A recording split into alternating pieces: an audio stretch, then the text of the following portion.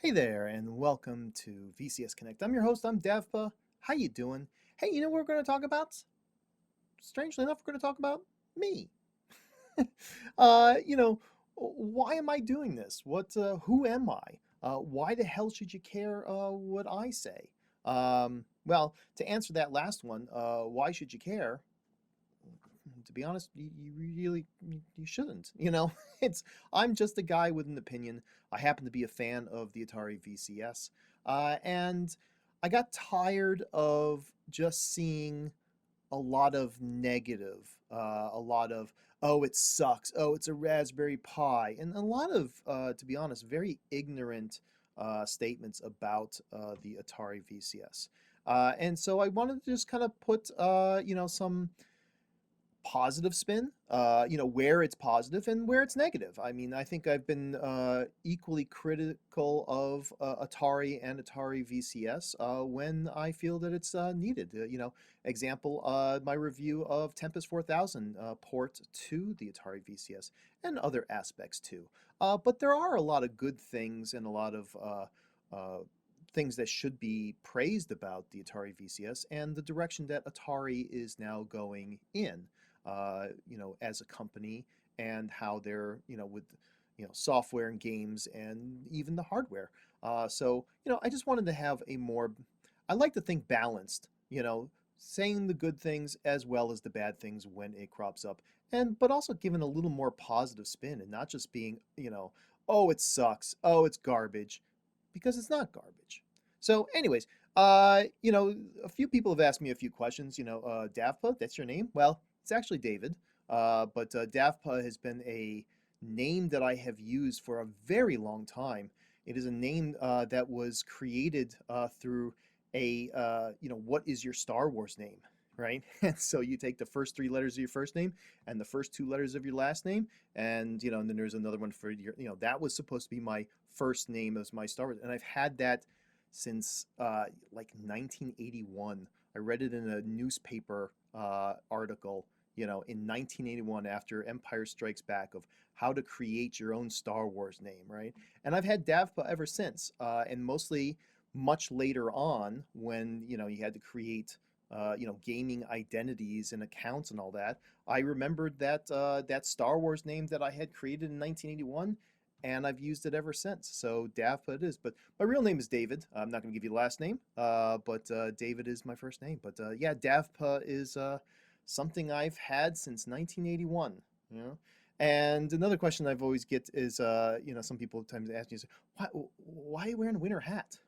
Well, mostly, I'm in a basement, and I'm about to give a tour of where I'm filming and all that in just a second here. But I'm in a basement, and it's a little chilly down here. But mostly, the big reason why I wear this hat is I shave my head, right? I shave my head, and with the lighting, the white balance, as you can see, it's blinding. I'm not exactly tan, so I wear the hat mostly out of to help with the white balance and not to blind all of you guys. But that's probably like the big question I get every once in a while is, it's like, why do you always wear that hat? And now you know why.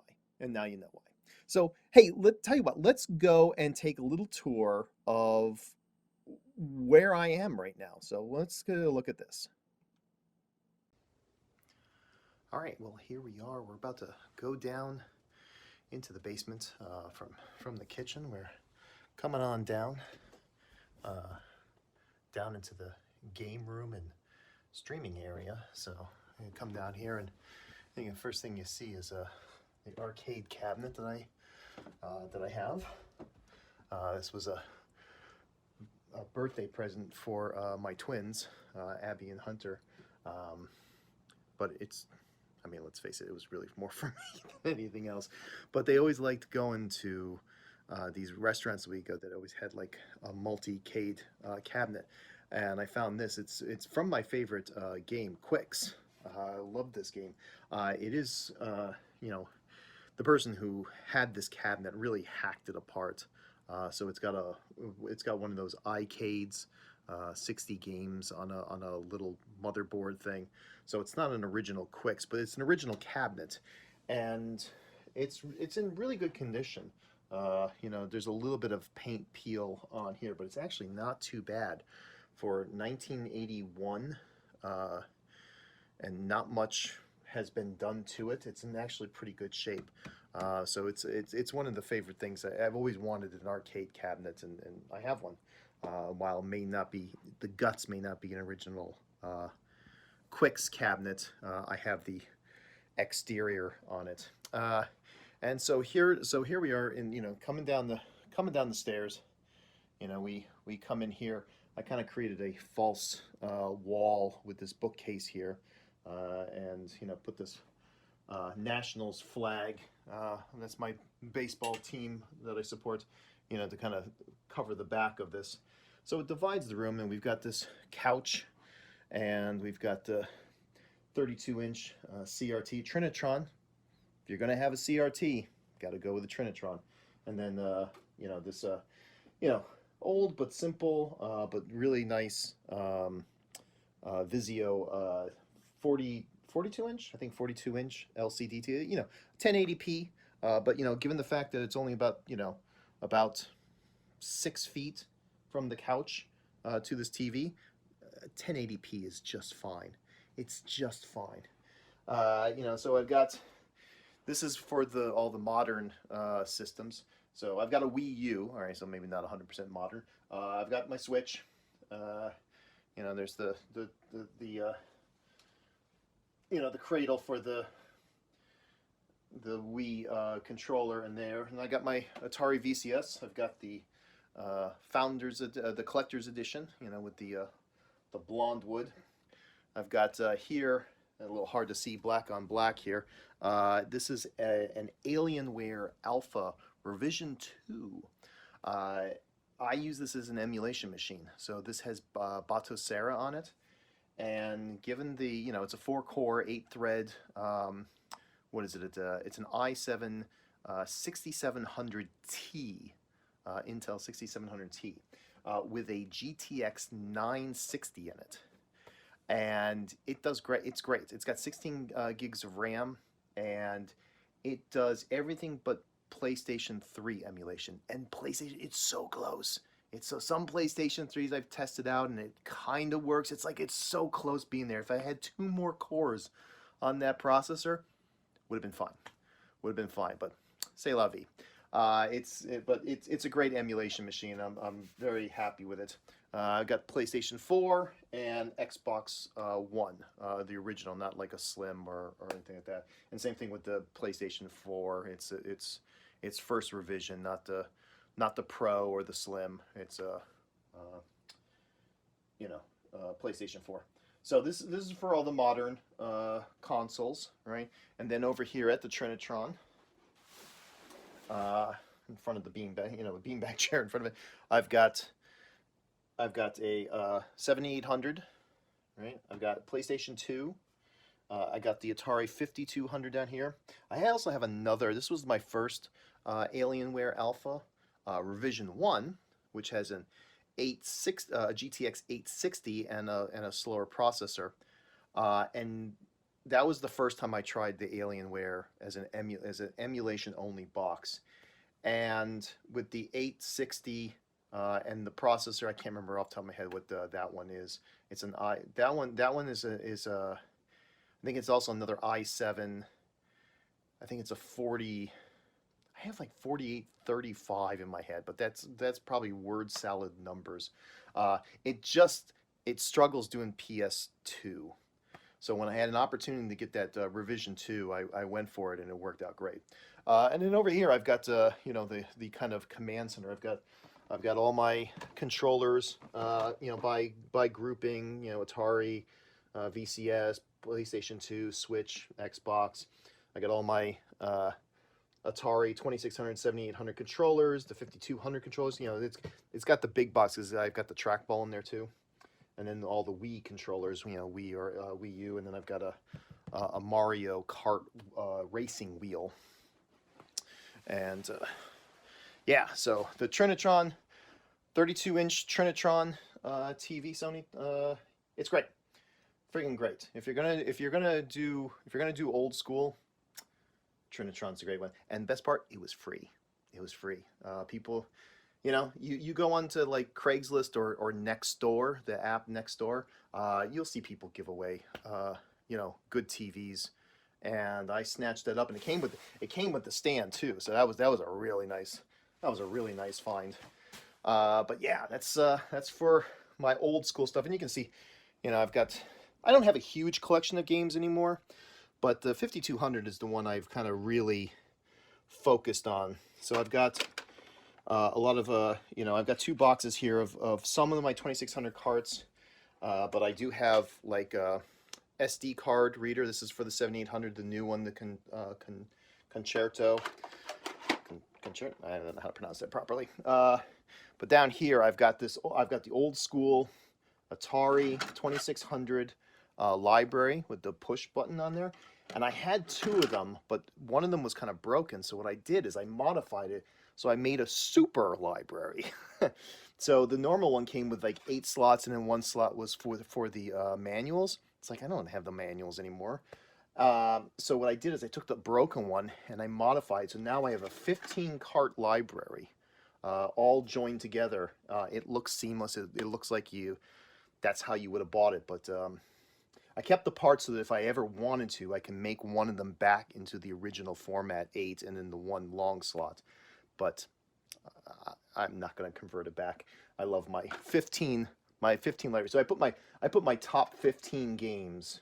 You know, this is my collection of the 15 games, you know, according to me, what you should have if you have a 2600. So Adventure, Yar's Revenge, Haunted House, Space Invaders, Pitfall, Berserk, Circus Atari, Warlords, Superman. I like Superman. Asteroids, Night Driver, Casino, Breakout, Pitfall 2, and then I have the Uno cart, a multi, you know, an SD card reader. You know, I also have an SD card reader for 5200 as well. You know, for all the stuff that I don't have, I can put on there. So I got a lot of SD card readers. You know, various controllers, Steam controller, you know, PlayStation 4, charging station. And then over here on the second half, now that, you know, we come to the divide created by the bookcase, we come into the computer area. This is my son's computer that I built for him. He's got down here, he's got a Ryzen 5 5600X with an RTX 2070, 16 gigs of RAM. And yeah, he's got a nice setup. Got a really nice 1080p 144 megahertz refresh rate monitor for there. And then on this, right now I take this up and down the green screen curtain because this is my streaming area. This is my bad boy. I got the 3 monitors. Got my camera set up, overhead camera, and you know, I can green screen things that I have coming down. Sometimes you've seen me do that with the controller, where I'm using the controller while I'm playing a game, and you know, the overhead is where I kind of capture that. And I've got a 2 PC set up. This computer here is the streaming computer and the video editing computer, while this ITX case is actually the gaming computer. I had to change my motherboard recently, crapped out on my gaming computer, so I had this B5700X ITX board, and I was like, it's actually better than the ATX motherboard that I had. So I crammed it all in there and put it in an ITX, and I was like, you know what, this is better than it was before. What do I need a giant tower for? I just had like a graphics card and the processor, and it's like the ITX works great. So it's great. I'm gonna do some rearranging at some point, but yeah, this is where I do my streaming and video you know, recording. So that's you know, and then, you know, I'm staring at the other side of that fake wall that you know, is created by the by this bookcase, freestanding bookcase. You know, I've got some Dungeons and Dragons, which my kids don't want to learn how to play, which makes me sad. We got Pokemon cards when they were into Pokemon, and I got into Pokemon, and my kids didn't get into Pokemon, and I got sad because now I have all this Pokemon that I want to play, and no one wants to play with me. So typical parent woes, right? And yeah, this is this is the basement slash game room area. This is where we play our games, and you know, and I do my streaming and computer stoof. So there you go. All right, so we're standing in my family room. I wanted to kind of it's kind of a not super brightly lit room. So we've got our TV mounted over our fireplace here on the brick wall, right? And then off on the side here, I've got a you know a tower of various components. We have a TiVo, yes. I'm still paying for cable. Still not sure why, but we still do a few things with cable. So I've got a TiVo here. It's a little hard to see. Everything's in black, right? Everything's in black, so it blends away in here.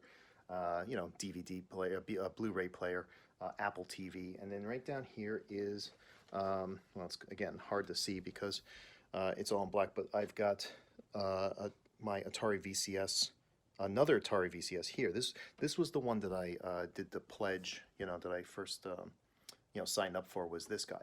And originally I did it as the 400, the Atari VCS 400 that was originally announced, you know, that it only was going to have 4 megabytes. But I picked that one because A, it was cheaper, and my intention was to upgrade it to probably 16 gigabits of memory, right? And then they canceled that and upgraded everyone without additional cost to the 800, which was, well, that's great, right? Um, so this is the one that I got originally, and later on, the one that you saw down in the game room in the basement, the Founders Edition, I bought off of someone else for a very reasonable price. But this one I did modify up to 16 gigs, and both of them I put an M.2 SSD in there, right? The M.2 of just 128 megabytes or gigabytes, you know, M.2s, just for game storage, right? For future proofing it. But this one I did as 16, and the reason I put this one in the living room, okay, was, and I have this thumb drive here, and I'll say why I have a thumb drive in just a second here. And I've got a very curious cat about what's going on here. Who am I talking to? Huh? Who am I talking to? I know. So this guy, I've always been struggling with having some kind of game system in the family room, which I've always been resistant to. Because I want, you know, I want to keep games in the game room area or what have you. But every once in a while, it's like it was nice to be able to play a game here, especially if the kids were playing on the Switch or something else like that. So I put the 16 gig here because, frankly, if you're just using it as an Atari console, the 8 gigabytes is plenty. There's no need to upgrade that. But I put this one in the 16 so that this one can run. I have the Xbox cloud gaming on this one, so I can play Xbox. I can play, you know, Atari OS, you know, the Atari games on the Atari system. And in this drive is a thumb drive that has a copy of Batocera. So I can launch into Batocera on this guy. So I have 3 different choices of various games that I can just pick up. And, you know, if I can't play downstairs for some reason, I can come up here, as long as my wife is not watching a movie or something. You know, I can play stuff here, and the 16 gigs helps with running Batocera and, you know, anything else that I kind of want to do on the fly.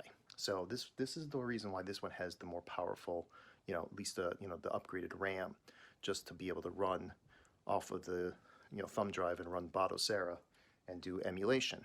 So, and that's worked out nicely. I mean, I rarely use this. But it's sitting there just in case, just in case. But you know, this is a 4K TV, and with the 16 gigs of you know, of RAM, that really helps funnel, it really helps out on the Atari VCS to have that 16 gigs of RAM. In the BIOS, I updated so that the system has 4 gigabytes of video memory versus the standard 2 gigabytes. And if you upgrade, your RAM, I recommend going into the BIOS, upgrading, so that the processor, the APU, the graphics side gets 4 gigabytes. Even on the 8 gigabyte one downstairs, the stock 8 gigabytes of RAM, I upped it to 3 gigabytes of video memory versus the 2, and it performs fine. No big deal. Some people have recommended not to upgrade that. I jumped it up to 3, made a world of difference. Made a world of difference, at least as far as I'm concerned. So yeah, this guy's got the 16 gigs and 4 gigs of memory allocated to the graphics, and that really makes it smooth running the VCS at 4K, on this 4K system. Cat, why are you being destructive? And there's the other cat being extra destructive. Marvelous. So that's the family. So those are my 2 VCSs in the house and what they do. So there you go. There's a little tour of where I'm sitting and how I kind of, not in full detail of how I do things, but you can see the setup that I've got, and what basically what's in the sausage, right? How the sausage is made to a certain extent. So that's a little tour of my place. And yeah, I hope you enjoyed that. I know I always like to see sometimes some behind the scenes of either creators and content creators that I enjoy, or just the process of how things are made and things like that. I always get a kick out of that. So thought a little tour of what I do would be hopefully appreciated. So yeah, and that's what I'm gonna continue doing. I'm gonna continue making these YouTube videos. I've got to get a little bit better and a little more on top of getting on a more regular basis on videos. But I'm actually doing this just for the enjoyment of it. So sometimes I'd rather do things, think things through, and put some quality behind it than pumping out videos constantly, and quality over quantity kind of thing. But the other thing that I'm going to be doing a little bit more of is some live streams. That's really my main strength is live streaming, and that's actually how I approached all of this. I connected with Bova Day, who is the creator and was the main manager of the Atari VCS Discord channel. And I said, hey, are you looking to have any streamers, doing things? I was kind of looking to do some Atari VCS streaming. And he's like, well, we don't have a Twitch channel, but we have a YouTube channel. And so we got talking, and I started doing stuff for the VCS Connect YouTube channel, as you now start seeing. But I just recently created a VCS Connect Twitch channel, and so at some point very soon, I will be doing some live streams, simultaneous broadcast on Twitch as well as the YouTube channel, the VCS Connect YouTube channel. And, maybe once a week, do a live stream, pick a game, pick a genre, something like that, and do some live streaming. Personally, that's kind of one of my strengths is, you know, doing things live and off the cuff and improv kind of things. People asking me questions and just having a good time and being relaxed. I have a personal Twitch channel that I stream pretty regularly on. I kind of focus on superhero games, and my niche is about villains. I'm a big fan of villains, and good heroes are made by good villains, and so I have a villain appreciation forum, fan forum on my Twitch channel, and so I'm very well versed, and I feel very comfortable doing things live. The whole YouTube editing thing is something new to me, and I'm still learning. I'm still learning about editing and finding that pacing and just just a different world that YouTube videos kind of occupy versus just the live stream of hitting go and being able to improv and talk and chat with people while playing a game. That's one thing I'm well known for is being extremely chatty and not shutting up. I am not one of those streamers that just sit there in dead silence as they play a game. I personally I hate that. You know, if you're gonna sit there and play in dead silence, what's the point of watching you on a Twitch channel? You know, I could play the game myself. You know, entertain me, monkey. And that's what I try to do when I'm doing a live stream is trying to be the entertaining monkey. And you know, and try to have a good time, and you know, try to create a little bit of a, I don't know if party atmosphere is quite the right word, but you know, I try to create an atmosphere of I'm sitting on the couch right next to you as we're playing a game, and I'll you know, shoot the breeze and tell jokes and just talk about things. So while we're playing games. So very soon we'll be doing some live streaming, maybe like once a week, as well as the continuation of creating YouTube videos, which hopefully I'm getting better at. Hopefully my editing skills are improving, and that guys are seeing the quality start to go up. And I'm trying to be more you know, regular on my videos, but you know, sometimes I feel like, you know, I'm doing this for fun, and I also want to make sure that the quality is better than the quantity, right? I don't want to just pump out videos. I want to put out good videos. And if it takes me a week and a half, I'll take a week and a half, and I'm not going to freak out about it, you know. This is not anything that you know, the Atari VCS or any game console, it's games. Have fun. If I'm not having fun making videos about the things that I want to talk about, what the hell's the point of doing any of this? So I'm not gonna, you know, pressure myself to do something, you know, I gotta put a video out every 3 days or anything like that. So the algorithm keeps fit. You know what? I'm gonna put out videos. You know, I'm gonna talk about things that I want to talk about. I'm gonna talk about things that are good, and I'm gonna bitch about things that are bad. And if it takes me a little bit of time to do that, bear with me, please. Please bear with me, because I want to do something of quality that you will enjoy versus just pumping out garbage. So, anyways, I think that's what all you know, that's all I really wanted to do right now. Next video is going to be about haters, what they got right and what they got wrong.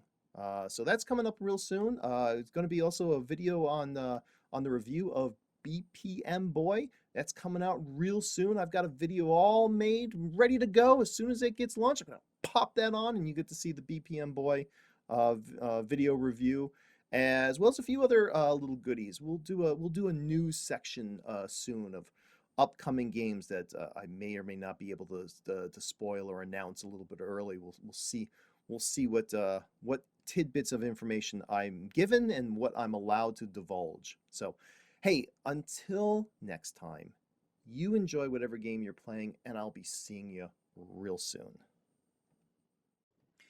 Hey, if you liked what you saw, please hit subscribe and like. Just hit it down below. What are you doing? No. The like button.